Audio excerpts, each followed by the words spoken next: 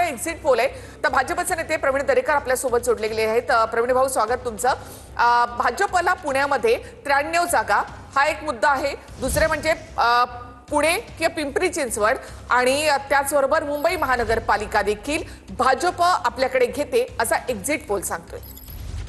आपण बघाल तर जे मोठी मोठी शहर आहेत महानगर, त्या महानगरामध्ये माननीय मुख्यमंत्री देवेंद्र फडणवीस साहेबांच्या कामगिरीवर तिथली जनता खुश आहे। ज्या पद्धतीने एमएमआरडी रिजन मुंबईचं डेव्हलप होतंय तसंच पुणे रिजन पण आज डेव्हलप होतंय आणि मग मोदी साहेबांच्या माध्यमातून केंद्र सरकारचं पाठबळ आणि मुख्यमंत्र्यांचं व्हिजन या सगळ्या गोष्टींचा परिपाक अर्थातच या निवडणुकांवर नक्कीच आहे। आणि त्याच्यामुळे निवडणूक माननीय मुख्यमंत्री देवेंद्रजी फडणवीस साहेबांच्या नेतृत्वाखाली लढली जात होती आणि त्याच्यामुळे लोकांनी त्या ठिकाणी या महापालिकेची जबाबदारी माननीय मुख्यमंत्री घेत आहेत।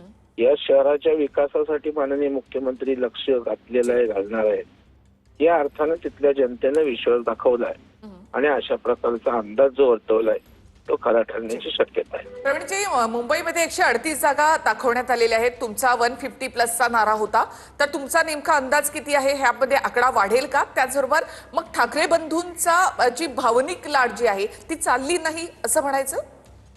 100% आजही मी सांगतो, हा एक्झिट पोल काय आहे मला माहित नाही, परंतु 150 जागा आम्ही दोघं 100% त्या ठिकाणी मिळवणार। 100च्या आसपास 5 जागा 4-5 इकडे तिकडे आणि 50च्या आसपास इकडे तिकडे असं करून एकंदर आम्हाला 150 जागा मिळतील यावर आमचा ठाम आत्मविश्वास आहे। कारण आमच्या कार्यकर्त्यांनी परिश्रम केलेत, मुंबईकरांनी आशीर्वाद दिला आणि विकासाचं व्हिजन जे आहे ते त्या ठिकाणी जनतेला पसंत आहे, कामं दिसत आहेत, होत आहेत आणि त्याच्यामुळे ती गती लोकांना भावलेली आहे, प्रगतीची गती। आणि त्याच्यामुळे मला वाटतं की लोक विश्वास टाकतील 100% आणि दैदिप्यमान अशा प्रकारचं लँडस्लाइडिंग विक्टरी मिळेल असं मला या ठिकाणी वाटतंय। जे प्रवीणजी, थोडंसं थांबाल, सचिन अहिर देखील आपल्यासोबत आहेत। सचिन भाऊ, प्रवीण दरेकर म्हणतायत ते तुम्हाला पटतं का? त्याचबरोबर मग ठाकरे बंधू एकत्र आल्यामुळे तुम्हालाही असं वाटत होतं की कुठेतरी ही एक भावनिक लाट आहे, लोकांना वाटत होतं मराठी माणसाला की दोन बंधूंनी एकत्र यावं, दोन बंधू एकत्र आले तर एक वेगळं चित्र उद्या दिसेल, अपेक्षा आहे तुम्हाला?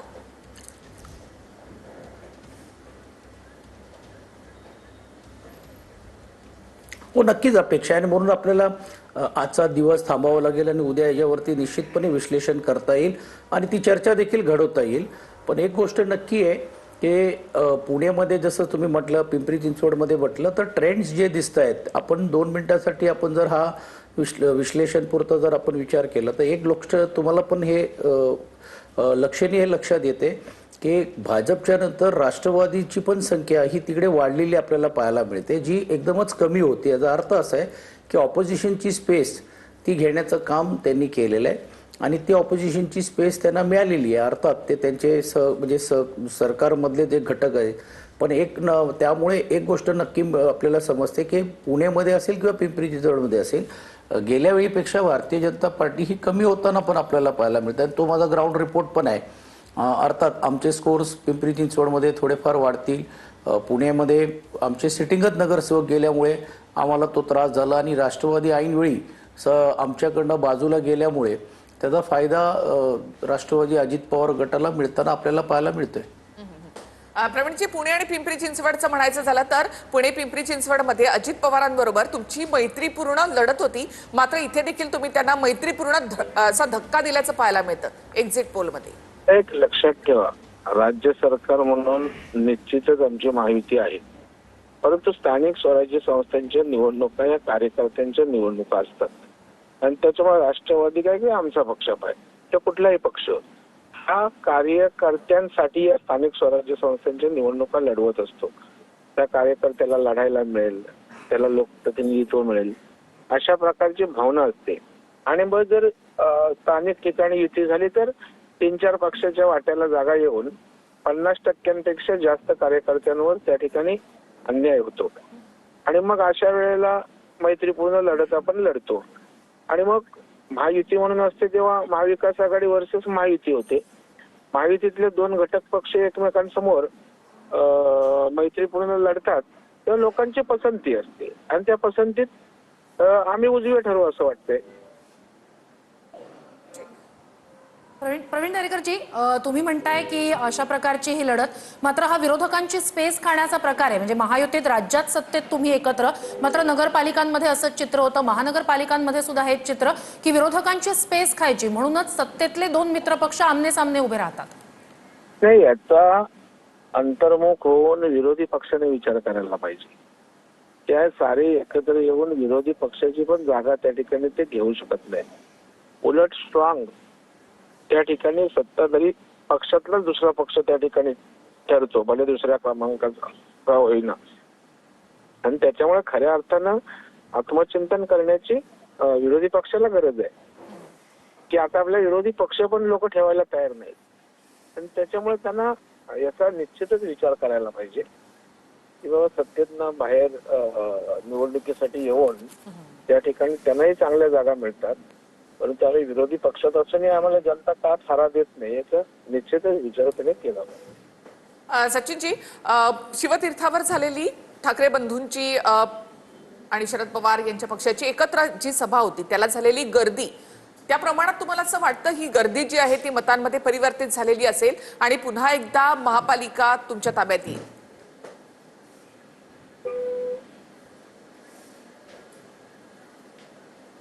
नक्कीच आम्हाला विश्वास वाटतो आणि म्हणून मी म्हटल्याप्रमाणे की उद्याची वेळ आपल्याला थांबावी लागेल.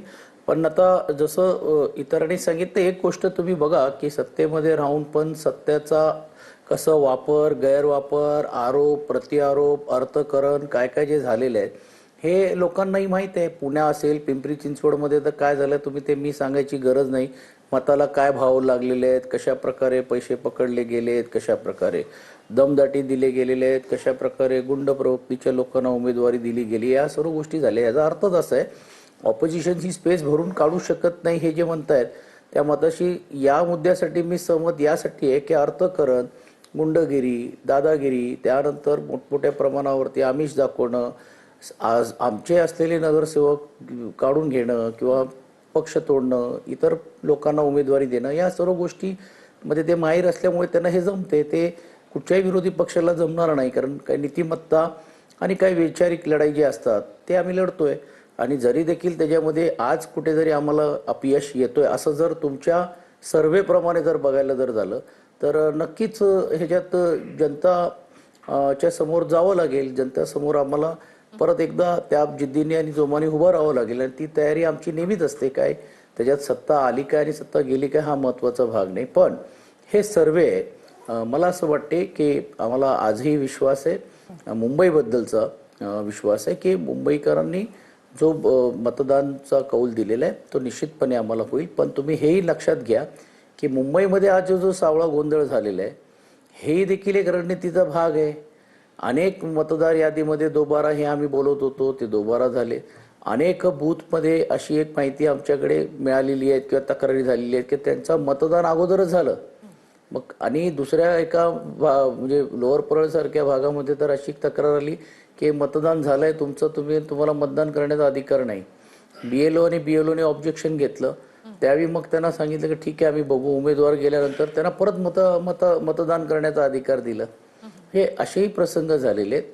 आणि आता शाहीचा विषय काय मी सांगायची गरज नाही, कारण आपण सर्वजणच बघता वर्षानुवर्ष जी शाही वापरली जायची आता मार्करनी हे सर्व गोष्टी करतायत. म्हणजे प्रशासन आणि यंत्रणा कशा प्रकारे त्यामागे लागलेले आहेत. आणि मुळामध्ये जर बघितलं की दुर्दैव असं आहे की सत्ताधारीतली लोक या बाबतीत तक्रार करत नाही. मतदार हा काय कोणाला मतदान करेल हा नंतरचा भाग आहे. आज हे जे सर्व चित्र समोर दिसत आहेत, अनेक बूथमध्ये एका कुटुंबातले 5 लोक असतील तर दोघांचं मतदान एका केंद्रामध्ये, दुसऱ्या 3घांचं मतदान केंद्र तिसऱ्याकडे. राज्याचे आता मंत्र्यांना पण 2-2 तास लागत आहेत आपला बूथ शोधायला. यातून हे स्पष्ट दिसते की सावळा गोंधळ तर झालेलाच आहे. पण त्याचं विश्लेषण आज करण्यापेक्षा या बाबतीत वेगळी चर्चा करता येईल. नक्कीच. प्रवीणजी, हा विरोधी पक्षांचा आक्षेप आहे. नाही, मला वाटतं कसं असतं, नाचता येईना अंगण वाकडे. सचिन भाऊ आमचे दोस्त आहेत. आता वस्तुस्थितीला सामोरं झालं पाहिजे ना. लोकसभेच्या निवडणुकीत जिंकलं तेव्हा EVM चांगली असते. विधानसभेला तेच ईव्हीएम झालं की नंतर ईव्हीएम लोकशाहीचा गळा घोटला. मला वाटतं त्यांना जसे रिस्पॉन्स मिळेल त्याच्यावर त्यांची भूमिका ठरत असते. आता मुंबईकर जे देतील निर्णय तो स्वीकारला पाहिजे ना. आपण आत्मपरीक्षण केलं पाहिजे. का वारंवार 25-30 वर्ष जर आम्ही मुंबई महापालिकेमध्ये सत्ता उपभोगली असेल तर काल आमच्यावर अशी वेळ येते. आता अर्थाचे अंदाज आहेत, परंतु अंदाजांपेक्षा चांगला रिझल्ट आमच्या बाजूने माहितीचा लागणार आहे आणि यांच्या अंदाजापेक्षा त्या ठिकाणी वाईट अवस्था होणार आहे असं आमचं मत आहे, आकलन आहे. आणि त्यानंतर मग आणखी आपल्याला तपशीलवार आणि नीट बोलता येईल. परंतु एक गोष्ट त्या ठिकाणी मान्यच करावी लागेल की आपली लोकसभेनंतरची ज्या पद्धतीनं महाराष्ट्रातील जनता त्या ठिकाणी आपल्याला बाजूला करते, आपल्याला मतदान करत नाही, आपला जनाधार कमी होतोय, यावर त्या ठिकाणी विचार करायच्या ऐवजी, विकासाच्या मुद्द्यावर बोलायच्या ऐवजी